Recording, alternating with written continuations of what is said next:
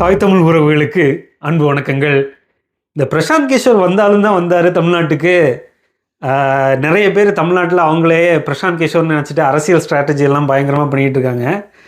நீங்கள் சில பேருக்கு எது வருதோ அதை மட்டும் பண்ணுங்கள். நம்ம என்ன சொல்ல வரோம் அப்படின்னா, சிலவங்க தமிழ் தேசிய கருத்தியலில் பயணித்தாங்கன்னா அதில் ஆழமாக மூழ்கி அதில் அதோட கருத்துக்களை பரவுறது. நான் உங்கள்கிட்ட முன்னாடியே சொல்லியிருக்கேன். என்னென்னா, நாம் தமிழர் கட்சி அண்ணன் சீமான் அவர்களுக்கு இருக்கக்கூடிய ஒரு பெரிய நெருக்கடி என்ன அப்படின்னா, அவர் அரசியல் தலைவராகவும் கொள்கையை கொண்டு போய் சேர்க்க வேண்டிய தலைவராகவும் ரெண்டு மகவும் அவர் தான் இருக்கார். அதனால அவருக்கு அரசியலை அந்த இடத்துல நிறையா விமர்சனங்களை எதிர்கொள்ள வேண்டியிருக்கு. அரசியலாக செய்யும்போது கருத்தியலாக விமர்சனங்களை எதிர்கொள்ள வேண்டியிருக்கு. ஒரு ஸ்ட்ராட்டஜியை அரசியலை பண்ணும்போது ஒரே தலைவன் அந்த ரெண்டையும் பண்ணும்போது நிறைய பேருக்கு அதை பிரித்து பார்க்க தெரியல. போட்டி பொறாமை இல்லாமல் ஒரு விஷயத்தில் மூழ்கி ஒரு இடத்துல ரோட்டரி கிளப் அந்த மாதிரி ஒரு விஷயத்தில் பெரிய விஷயமா இருக்கிறது தான் உங்களுக்கு ஒரு ஐடியாலஜிக்கல் கிளப்பு. அந்த மாதிரி ஒரு ஐடியாலஜிக்கல் கிளப்பு தமிழ் தேசியத்துக்குள்ளேயோ நாம் தமிழர் கட்சிக்குள்ளேயோ இல்லை அதை கொண்டு போய் சேர்க்குற அளவுக்கு நம்ம ஒரு ஸ்பேஸை உருவாக்கலையோ அப்படிங்கிற ஒரு எண்ணம். ஸ்பேஸை உருவாக்கலைங்கிறத விட அது வளர்ந்து வந்திருக்குன்றதில் எனக்கு என்ன மாற்றுக்கிறது இல்லைன்னா, அது வெளியே தெரியல. உங்களுக்கு வாக்கு வங்கியாக இருக்கும், உங்களுக்கு அது வாக்கு வங்கி அரசியலுக்கு வெளியில் இருக்கும்போது வெளியே அந்த அளவுக்கு இந்த தலைமுறையினர்கிட்ட போய் சேரலை. முக்கியமாக இப்போ நான் வளர்ந்து வந்த காலகட்டங்களில் எனக்கு அந்த மாதிரி ஒரு இங்கேயும் ஒரு கூடி தமிழ் பேசுகிறாங்க அங்கே போய் இருக்கணுங்கிற ஆர்வம்லாம் எனக்கு வரல. அப்போ இந்த சிஸ்டம் எனக்கு அந்த ஆர்வத்தை ஏற்படுத்தலைங்கிறதான் நான் வாழ்க்கையில் உணர்ந்தது. அதனால தான் இப்போ நான் அதை உணர்ந்தனால தான் அது ஏன் அது நடக்கலை அப்படிங்கிறத நான் திருப்பி யோசிக்க வேண்டியது இருக்குது. நான் இந்த சிஸ்டத்தில் வந்தவன் இது ஏன் என்னைய தமிழை பற்றி உணர வைக்கலை, அது எனக்கு நாட்டை விட்டு வெளியே வந்ததுக்கப்புறம் தான் அது தெரியுது, அதோட முக்கியத்துவம் புரியுது அப்படிங்கிறது போது உங்களுக்கு அண்ணன் முன்னாடியே சொல்லுவார், நீங்கள் தமிழ்நாட்டில் இருக்கிற பயில்களெல்லாம் கொஞ்ச நாள் வெளிநாட்டுக்கு டிக்கெட்டை போயிட்டு சுற்றி பார்த்துட்டு வாங்கன்னு அனுப்பிட்டோம்னா நம்மளை ஆட்சியில் உட்கார வச்சுருவான் அப்படிங்கிற மாதிரி சொல்லுவார். நான் சிந்திச்சு பார்த்தேன், எப்படினாலும் நம்ம ஆட்சிக்கு வர்றதுக்கு அதிகமாக வாக்கு தேவை. அப்போது தவேகா கட்சி இறங்கி நிற்கிறாங்க, நின்று விளையாடுறாங்க. எவென்ச்சுவலாக அவங்களால ஜெயிக்க முடியலன்னா அந்த வாக்கு வங்கி ஒரு நல்ல ஒரு சக்தி ஒரு கொள்கையை நோக்கி தானே ஆகணும் எவென்ச்சுவலாக. இப்போ அரசியலில் நிறைய பேசி உங்களுக்கு கடைசியாக இணையும் போது அந்த மனத்தாபங்கள்லாம் தாண்டி இணைஞ்சிக்கிறாங்க. வைகோ, ஸ்டாலின் மாதிரிப்பட்டவர்கள் எதிரெதிராக பேசிட்டு அவங்களுக்கு அரசியல்வாதிகளுக்கு ஏன் அது பேசப்பட்டது அந்த காலகட்டங்கள்னு அது எதனால் புரிஞ்சு சேர்ந்துக்குது அப்படின்னா, அந்த மனசு இறங்கி சேர்ந்துக்குது அப்படின்னா அந்த இடத்துல அவங்க பியூர் மெட்டீரியல் பொலிட்டிஷனாக செயல்படுவாங்க. அந்த சுதந்திரம் சீமான் அவர்களுக்கு இல்லைன்னு நான் பார்க்குறேன்.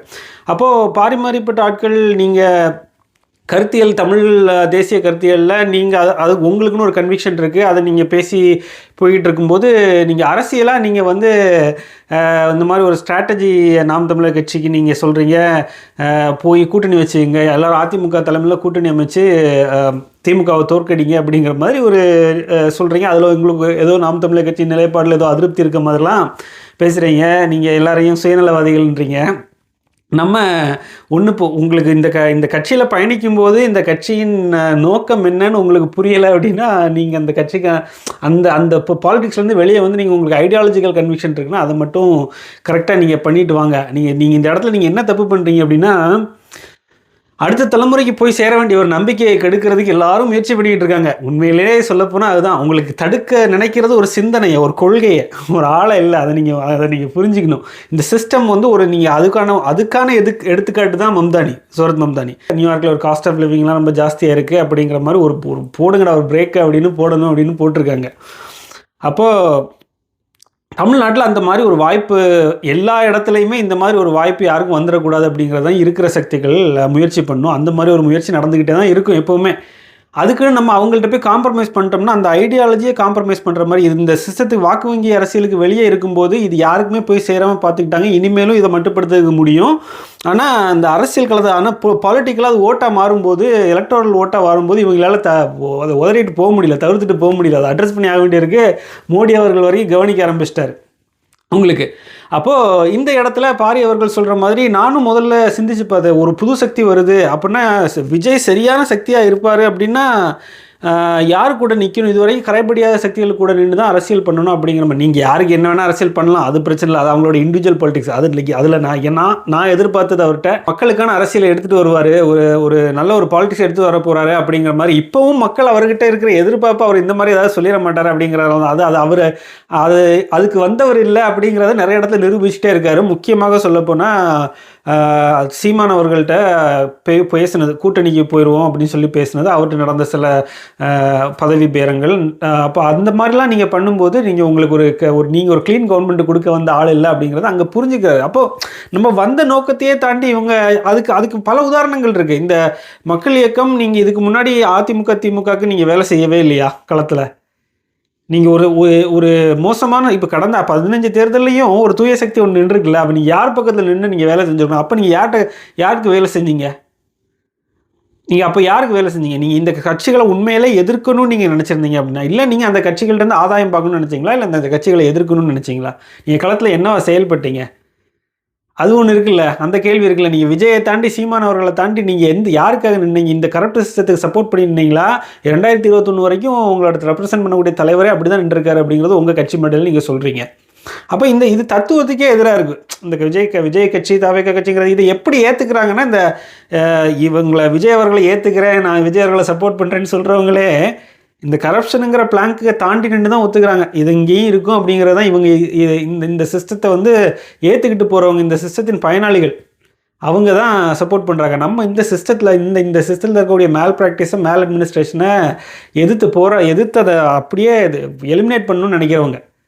உங்களுக்கு சிஸ்டம்னு ஒன்று உருவாக்கிட்டீங்க, மக்கள்கிட்ட அது உனக்காக தான் இயங்குதுன்னு சொல்லிட்டீங்கன்னா, அந்த நம்பிக்கையை நீங்கள் எங்கெங்கே கொண்டிருக்கீங்க. நம்ம வாழ்க்கையில் இண்டிவிஜுவலாக நிறைய இடத்துல அதை பார்க்கும்போது அதை கேள்வி கேட்க முடியலன்னா, அங்கே தான் நீங்கள் சுதந்திரம் பெற்ற நாட்டில் இருக்கீங்களா இல்லை அடிமை நாட்டில் இருக்கீங்களாங்கிற கேள்வி உங்களுக்கு வரும். நீங்கள் உண்மையிலே தமிழ்நாடு இந்தியாவில் கையெழுத்து போட்டு வாங்கியிருக்கிற கான்ட்ராக்டில் வாங்கி படித்து பார்த்தா தான் தெரியும் யார் தலை அடமானம் வச்சு உங்களுக்கு இவ்வளோ லட்சம் கோடிகள் கடன் வாங்கி வச்சுருக்காங்க அப்படின்ட்டு. அது நீங்கள் யாருன்னா உங்களை ஒரு ஒர்க்கிங் கேபிட்டலை வச்சு தான். ஒர்க்கிங் கேபிட்டல்னால் அங்கே இருக்கிற மனித வளங்களும் ரிசோர்ஸஸ், அந்த மனிதர்கள் பயன்படுத்த வேண்டிய ரிசோர்ஸஸ் யாருக்கோ இன்ட்ரெஸ்ட் ஆகவும் யாருக்கோ பாக்கெட்டில் நீங்கள் ஒரே இடத்துல போய் சேருது. இதுதான் அன்றைக்கெலாம் நான் பார்த்து ஆச்சரியப்பட்டேன். இவர் தந்தி டிவியில் நம்ம தங்கத்தமிழ் செல்வன் அவர்கள் அண்ணன் சீமான் அவர்களும் பொது உடைமை தான் பேசுகிறாரு, அவர் எங்கள் கூட தான் சேரணும் அப்படின்னு சொன்னார் பாருங்கள். நான் யோசித்தேன், பொது உடைமைங்கிற பேரில் தான் இவ்வளோ அநியாயங்கள் நீங்கள் பண்ணிக்கிட்டு இருக்கீங்களா? என்னடா பொது உடைமைக்கு தத்துவத்துக்கு சோதனை, கார்ல் மார்க்ஸுக்கு சோதனை அப்படின்னு யோசிச்சுக்கிட்டேன் அன்றைக்கி.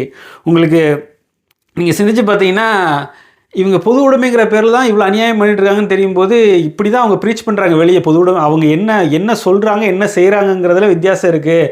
நீங்கள் புட்டின் அவர்களை சொல்லுவாங்க world's most powerful person. Putin அவர்களை ஏன் சொல்லுவாங்க அப்படின்னா, மீடியாவையும் கண்ட்ரோல் பண்ணிடுவார் மேக்ஸிமம் பர்சன்டேஜ். அங்கே நீங்கள் எப்படியோ ஸ்க்ரீன் பண்ணிடுவாங்க. அங்கே நீங்கள் ரஷ்யான்ற கண்ட்ரிக்குள்ளே இருக்கணும்னா இதெல்லாம் நீங்கள் சவுதியில் என்னோடய ஃப்ரெண்டுக்கெலாம் வாட்ஸ்அப் இது பண்ணி பேச முடியாது, கால் பண்ணி பேச முடியாது, வாய்ஸ் மெசேஜ் போடலாம், அது போடலாம். அந்த மாதிரி பல ரெஸ்ட்ரிக்ஷன்ஸ் பல இடங்களில் உங்களால் கவர்மெண்ட்டை அந்த ஃப்ரீடம் ஆஃப் ஸ்பீச், உங்களோட ஸ்பீச் சேனல்ஸை நீங்கள் உங்களுக்கு சூஸ் பண்ண இருக்கக்கூடிய வாய்ப்புகளை ஒவ்வொரு கவர்மெண்ட் நினச்சாலும் முடக்க முடியும். ஒரு அந்த கண்ட்ரியோட பாலிசி தான். ஒரு அந்த ஒரு நாட்டில் இருக்கிறேன்னா அந்த நாட்டு சட்டத்திட்டங்களுக்கு உட்பட்டு தான் நீ இயங்கியாகணும். ஆனால் அந்த சட்டத்திட்டங்கள் போட்டு வைக்கிற புட்டின்றவரே மீடியாவையும் கண்ட்ரோல் பண்ணுற மாதிரி தான் அந்த நாட்டை வச்சிருக்காரு அப்படிங்கிறது. அவர் தான் மோஸ்ட் பவர்ஃபுல் பர்சன். மீடியாங்கிறது ஏன் முக்கியம் அப்படின்னா, மக்களுக்கு என்ன நடக்குதுன்னு நாட்டில் அன்றைக்கி அதை இவர் ஃபெலிக்ஸ் தெளிவாக கேட்டார். எப்படி தெரியுது உங்களுக்கு? யார் காமிக்கிறா? இதெல்லாம் நடக்குதுன்னு உங்களுக்கு எப்படி தெரியுது? இங்கே என்ன பார்க்குறீங்க, எப்படி பார்க்குறீங்கன்னா மீடியா. அப்போ நமக்கு ஃபோனில் வருது, இதில் வருது. அப்போ ஒவ்வொருத்தர்கிட்டே வரும்போது நம்ம ஒவ்வொருத்தரும் ஊடகமாக மாறுறோம். களத்தை பிரதிபலிக்கணும். அப்போ உனக்கு பிரச்சனை இருக்குன்னா நீ தான் பிரதிபலிக்கணும். அதுக்கு தான் சொல்ல வரேன். யாரோ பிரச்சனையை பேசுவான்னு நினைக்கக்கூடாது. அப்படி நினைக்கிற ஒரு மக்கள் சேர்ந்துருக்கிற கட்சி தான் நாம் தமிழர் கட்சி. அப்போ இந்த மாதிரி ஒரு கட்சியை நீங்கள் சீமான் அவரோட கான்டாக்ட் சர்டிஃபிகேட் எடுத்துகிட்டு வராதிங்க. அதெல்லாம் அப்படியே இண்டிவிஜுவல்ஸோட மெரிட்ஸ் டிமெரிட்ஸ்லாம் நீங்கள் அவங்களோட பர்சனல் லைஃப்லாம் தாண்டி அந்த கட்சி எந்த தத்துவத்தை தாங்கி நிற்கிது, அவங்களோட கொள்கை வரையும் என்ன சொல்லுது, அவங்க எதை பண்ண போகிறாங்கன்னு சொல்கிறாங்க, அதை தான் நீங்கள் விவாதத்துக்கு எடுத்துகிட்டு வரணுமே தவிர, நீங்கள் அவரோட ஒவ்வொருத்தரோட பர்சனல் லைஃப் நீங்கள் எடுத்து ஆரம்பிச்சிட்டிங்கன்னா, யார் இங்கே நல்லவன்ற கேள்வி தான், யார் தமிழர்னு கேட்ட மாதிரி யார் நல்லவங்கிற கேள்வியும் நம்ம கேட்க வேண்டியிருக்கு. இங்கே கட்சி ஆரம்பித்ததுக்கு அப்புறமே நம்ம பேசுவோம். நீங்கள் இப்படி போய் திருமாவளவன் உங்களை ஆரம்பத்தில் நீங்கள் ஒரு வின்னிங் ப்ராடக்ட் இல்லை அப்படிங்கிறத முடிவு பண்ணது முதல்ல திருமாவளவன். உங்களுக்கு கூட வரல, திமுகவை தாண்டி உங்களை அவரால் யோசிக்க முடியல, வர முடியல, அந்தளவுக்கு உங்கள்கிட்ட மேலே நம்பிக்கை வரல அவருக்கு. அப்போது நீங்கள் எல்லாத்தையுமே இல்லாததை ஒன்று இருக்கிற மாதிரி கட்டமைக்கிறீங்க. இருக்கிறத நீங்கள் இப்போ நாங்கள் ஒரு பாலிடிக்ஸில் கிரவுண்டில் இப்போ ப்ராக்டிக்கலாக கண்ணு முன்னால் மக்களுக்கு இருக்கக்கூடிய 8.22 விழுக்காடை நீங்கள் காமிச்சிங்க அப்படின்னா, ஓஹோ இவ்வளோ இந்த கொள்கையை சொல்லி இவ்வளோ வாக்கு எடுத்துட்டாங்களா அப்படின்னு மக்களுக்கு போய் சேர்ந்துருச்சு அப்படின்னா அவங்க கவனிக்கப்படுவாங்க. ஒவ்வொரு தேர்தல்லையும் உங்களுக்கு வாக்குகள் அதிகமாக வாங்கும்போது நாங்கள் அந்த விமர்சன அரசியலையும் தாண்டி ஆக்கப்பூர்வமான அரசியலுக்கு அதிகமாக கவனம் கொடுக்க முடியும். இங்கே நீங்கள் தாக்குறதே ஆட்சியில் இல்லாத ஒரு கட்சியை தானே நீங்கள் தாக்குறீங்க. நீங்கள் சொல்கிற கணக்குப்படி பார்த்தா, விஜயெல்லாம் சொல்கிறபடி கணக்குப்படி பார்த்தா, நீங்கள் முதல்ல இவர் சீமான் அவர்கள் தான் அடிக்க ஆரம்பித்தாலும் சொல்கிறதே மிகப்பெரிய குற்றச்சாட்டு, அபாண்டமான குற்றச்சாட்டு. இந்த மாதிரிலாம் சொல்லாதீங்க. நான் விஜயோட ஃபஸ்ட்டு கன்னி மேடையெல்லாம் நான் பார்த்தேன்.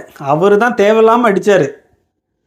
நீங்கள் எதிரில் கடையை போட்டிங்க, கொள்கையை போட்டிங்க அப்படின்னா ஒரு கொள்கை விமர்சனத்தோடு விட்டுருப்பார். நீங்கள் தனியாக காரில் பேசுனதெல்லாம் 1-to-1 பேசின ஒருத்தன் டைலாக்லாம் நீ எடுத்துகிட்டு போய் மேடையில் கிரிட்டிசிசம் பண்ணால் பர்சனலாக யாருக்குனாலும் கோவம் வர தானே செய்யும்.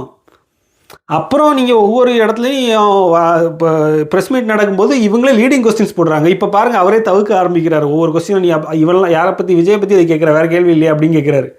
எது கேட்குறாரு? நம்ம போக போக இந்த தம்பி தங்கைகள் பாலிட்டிசைஸ் ஆனாங்கன்னா நீங்கள் எந்த பக்கம் வருவீங்கன்றது நமக்கு தெரியுது. நீங்கள் ஒரு லெஃப்ட் விங் பாலிட்டிக்ஸ் தான் பண்ணணும்னு நினச்சிங்கன்னா ரிமைனிங் லெஃப்ட் விங் யாருன்னு நீங்கள் பாருங்கள். அது நீங்கள் இண்டிவிஜுவல்ஸை தாண்டி தான் அந்த கட்சியோட கொள்கை, அதோட வரைவு, அதெல்லாம் நீங்கள் பார்க்கணும். தத்துவத்தை தாங்கி நிற்கிறோமா?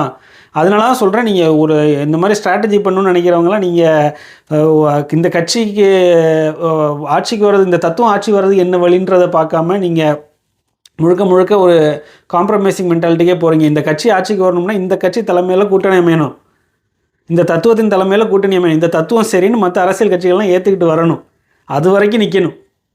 அதுதான் இந்த தத்துவம் ஆட்சிக்கு வர்றதுக்கு உண்டான ஸ்ட்ராட்டஜி. இந்த ஆட்சி வரைவு நீங்கள் அமலுக்கு வரணும் அப்படின்னா இந்த தத்துவத்தை ஏற்றி இந்த கட்சிகளின் தொண்டர்கள்லாம் வரணும். அப்போ அதுக்கு நான் என்ன நினச்சேன் அப்படின்னா, இனிமேல் நம்ம 1-to-1 விமர்சனங்கள், பர்சனல் விமர்சனங்கள்லாம் தவிர்த்து வச்சுக்கிட்டு லாஜிக்கலாக கேட்டால் தான் அந்த லாஜிக்கல் டிஸ்கஷனுக்கு உண்டான ஸ்பேஸை நம்மளே உருவாக்க முடியும் அப்படின்னு நான் யோசிக்கிறேன். நீங்கள் கான்டாக்ட் சர்டிஃபிகேட் தூக்கிட்டு வராமல் நாம் தமிழர் கட்சியோட வரைவை எடுத்துகிட்டு இதில் எது தப்பு சரின்னு விவாதிக்க வந்தீங்கன்னா தாராளமாக கமெண்ட்ஸில் விவாதிக்கலாம். ஆக்கப்பூர்வமான ஒரு ஸ்பேஸை மாற்றலாம். அந்த மாதிரி ஒரு ஐடியாலஜிக்கல் ஸ்பேஸ் வேணும். அரசியல் ஒன்று வேலை நடந்துக்கிட்டே இருக்கணும். அதுதான் நம்ம உருவாக்கணும். அந்த ஒரு ஸ்பேஸை நம்ம உருவாக்கணும். அந்த ஒரு கருத்து பரிமாற்றங்களை உருவாக்கணும். அதுக்கு ஒரு சேஃப் ஜோன் வேணும். அதை உருவாக்குறது தான் இங்கே பெரிய கஷ்டம். அதை உருவாக்குறத இந்த ஆளும் வர்க்கம் விடாது. ஆனால் நம்ம தொடர்ந்து முயற்சி பண்ணிக்கிட்டே இருப்போம். பாரியவர்கள், நீங்கள் தொடர்ந்து இந்த தமிழ் தேசிய கருத்தியல் காலத்தில் பயணிங்க. இந்த மாதிரி தேவையில்லாமல் நீங்கள் மற்றவங்களுக்கே உங்களுக்கு புரியலையா அந்த இன்டர்வியூலாம்? உங்களுக்கு மாதேஷ் ஒரு சீரியஸான ஆளை கேள்வி கேட்கும்போது எப்படி அவரோட பாடி லாங்குவேஜ் இருக்குது, ஒரு எல்எல் துவனி இவர்கிட்ட பாரிட்ட அப்படின்னா இவரை வச்சு ஏதோ ஒரு காமெடி ஷோ மாதிரியே அப்படி பண்ணுறாரு. அந்த மாதிரி பண்ணிட்டு போகிறாரு. அதுக்காக இவரும் போய் சரி எதுக்காக பண்ணுறாருன்னு தெரில. அவர் ஒரு கட்சி நிறைய என்ன சொல்கிறது, முயற்சி பண்ணுறதுல தப்பு இல்லை. ஆனால் அந்த விமர்சனங்களுக்கு உண்டான எதிர்கருத்துக்கள், அதில் இருக்கக்கூடிய பிரச்சனைகளை நம்மளும் தொடர்ந்து எடுத்து வைப்போம். சிந்தித்து பாருங்கள், கருத்துக்களை பதிவிடுங்க. வாழ்க வளத்துடன்.